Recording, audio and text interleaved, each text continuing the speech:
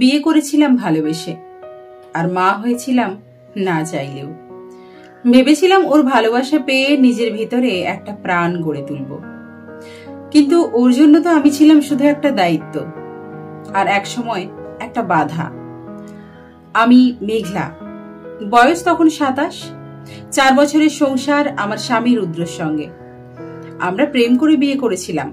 সংসারটা খুব জলজলে ছিল শুরুতে। সন্ধ্যায় ঘরে ফেরা, একসঙ্গে চা খাওয়া, ছুটির দিনে সিনেমা দেখা। একদিন হঠাৎই শরীরটা কেমন লাগতে শুরু করলো। ডাক্তার বললেন, কংগ্রাচুলেশন, আপনি মা হতে চলেছেন। আমি কাঁপা গলায় বলেছিলাম, ওকে ওকে বলবো এখনই বলেছিলাম, কিন্তু ওর মুখটা বদলে গেল। এখনই? এত তাড়াতাড়ি? কেরিয়ারটাও তো ঠিকঠাক হয়নি। ওর ঠোঁটে হাসি ছিল, কিন্তু চোখে কোনো উচ্ছ্বাস ছিল না। তারপর শুরু হলো তার গভীর পরিবর্তন। প্রথম 1.5 মাস রুদ্র ছিল অনেক যত্নবান, আমার খাওয়া, ওষুধ, ডাক্তারের কাছে নিয়ে যাওয়া। কিন্তু তারপর ধীরে ধীরে বদলে যেতে লাগলো সব। রাত করে ফেরা, অকারণে রাগ, আমাকে এড়িয়ে চলা। একদিন দেখি ওর মোবাইলে লেট নাইট ভিডিও কল, এক মেয়ের নাম টিনা, HR। আমি কিছু বলিনি, ভেবেছিলাম ভুলও হতে পারে। কিন্তু আমি যেদিন হাসপাতালে রুটিন চেকআপে গেলাম একা, ও বলেছিল আজ একটা ইম্পর্টেন্ট মিটিং আছে।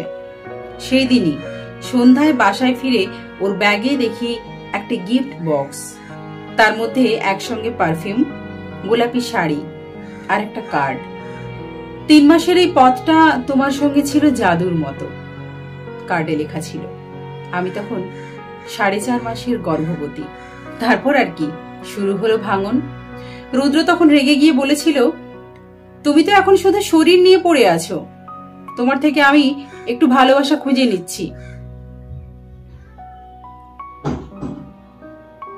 তোমার থেকে দূরে গিয়ে আমি একটু ভালোবাসা খুঁজে নিচ্ছি, তাতে দোষ কি?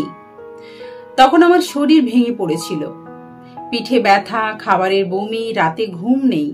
যে সন্তানটাকে আমি গর্ভে রেখেছি, তার বাবা তখন আরেকজন নারীর বুকে শান্তি খুঁজছে। একদিন রাতে খুব কষ্ট হচ্ছিল, আমি ওর বুকে মাথা রাখতে চাইলাম, একটু সান্ত্বনা, একটু ভালোবাসা পাওয়ার জন্য। ও বলেছিল, আমার মাথা ধরেছে, প্লিজ। আর তারপর বাথরুমে গিয়ে 1 ঘন্টা ফোনে হেসে হেসে কথা বলেছিল টিনার সঙ্গে। আমি চুপ করে জানালার দিকে তাকিয়েছিলাম। 4 মাস পর চাঁদ উঠেছিল, ঠিক যেমনটা আমরা একসাথে দেখতে ভালোবাসতাম। তবে সেই রাতে চাঁদটা একা উঠেছিল, আর আমি ছিলাম শুধুই একা।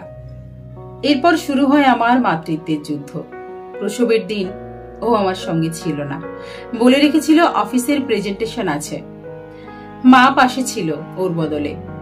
আর ডাক্তার যখন বলল, কংগ্রেস, ইটস এ বয়, আমি ছেলেটার মুখের দিকে তাকিয়ে বললাম, তুই শুধু আমার, শুধুই আমার, আমি তোকে কখনো একা ছাড়বো না। রুদ্র এসেছিল 3 দিন পর, একটা ছোট্ট টেডি বিয়ার আর ফুল নিয়ে। কিন্তু তখন আমার চোখে আর কিছুই ছিল না। আজ 3 বছর কেটে গেছে, আমি কাজ পাইনি, এখন অনলাইনে হোম টিউশন করে ছেলেকে পড়াই। রুদ্র এখন কোথায় আমি জানি না, হয়তো টিনার সঙ্গে এখন সংসার করছে। কিন্তু জানি আমি আর ভাঙবো না।